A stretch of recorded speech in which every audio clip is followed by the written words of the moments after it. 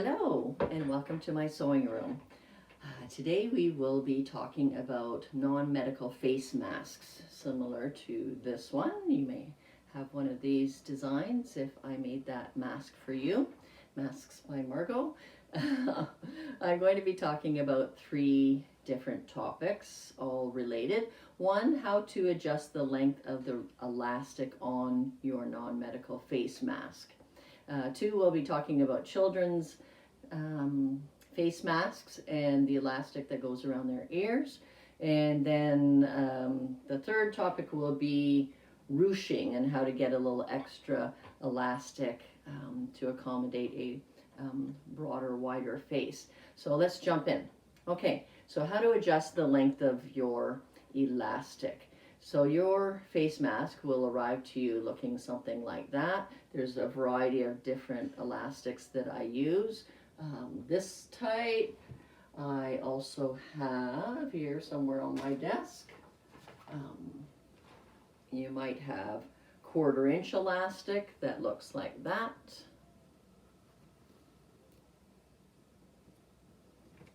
Or you might have a product that I just started using that is similar to the ones that is attached to the disposable face masks, the paper ones that you're issued at a store if you arrive without a mask. So there's that. That's super soft and stretchy as well. So when you receive your non-medical face mask, it will come to you like that, unless it's a children's one, which we'll address in a minute. I leave those untied. If you place the mask on and you find that it's a little bit too big, too big would look something like this.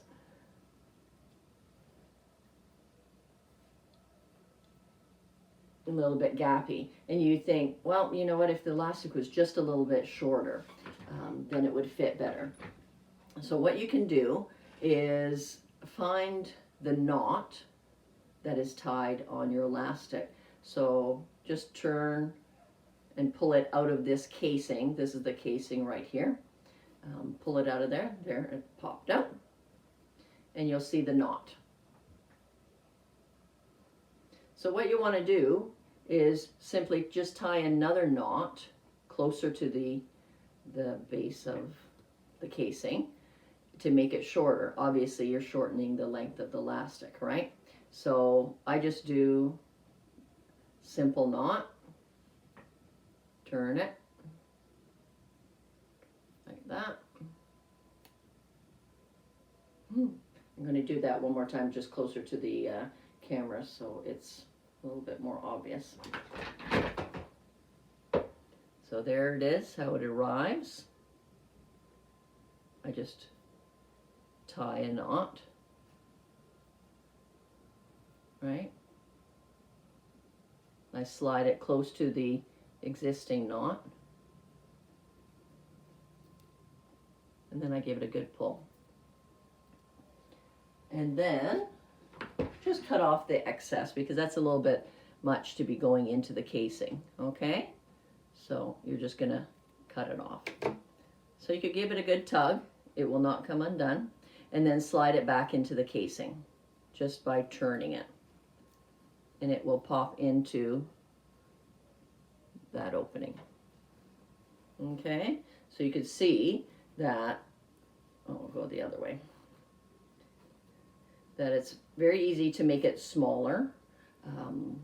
These masks do arrive with, it's 9 inches of length of elastic knotted at the end, so making it probably about 8.5 inches. So there you can see that it's much shorter now and will fit a little bit more snug.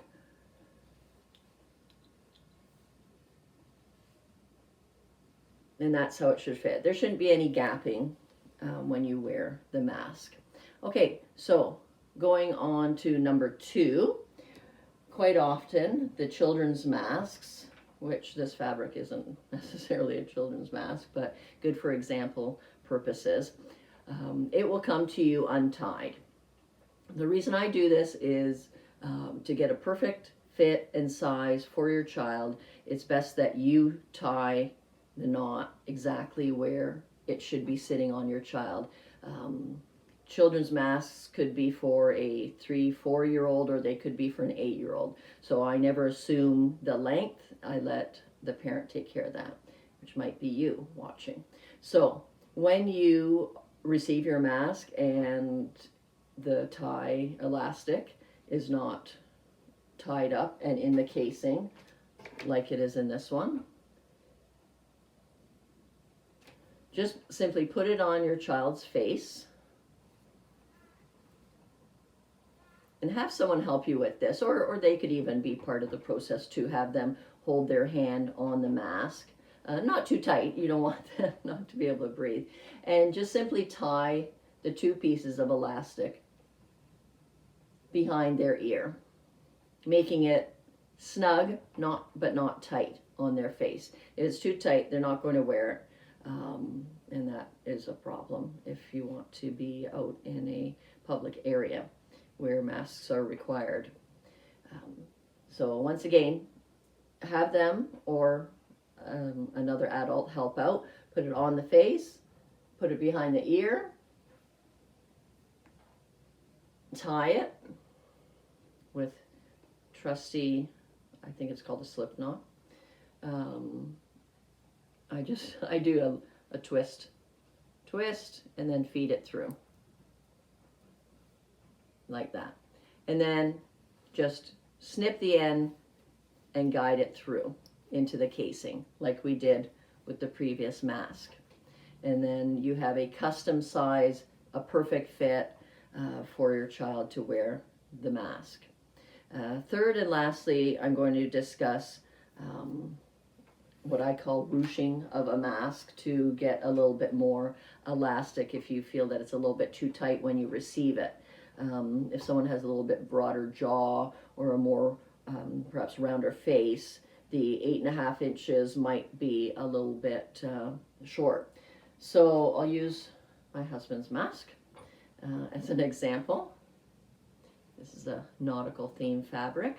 So this just came out of the laundry, nice and clean. What I do and what I recommend, if you put this on and it's just a little bit too tight, you want to get another probably 1/2 inch to 1 inch of more elastic. You just do what I call is ruching. So give the elastic a pull and put the fabric a little bit tighter together like that. So instead of having it flat like this,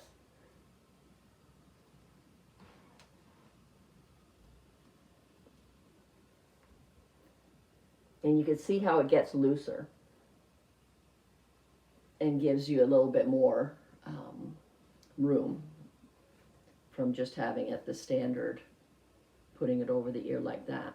So just gather up the mask, and then you can see obviously more elastic comes out, right? So a shortened amount, or gather it up and have a little bit like that. In sewing terms they call it ruching, but anyway. So I hope these helpful hints were beneficial to you. If you have any questions at all regarding the masks that have been supplied to you from me, please give me a call or message me. I'm always available and always respond promptly. Thank you. Be safe out there. Take care. Bye.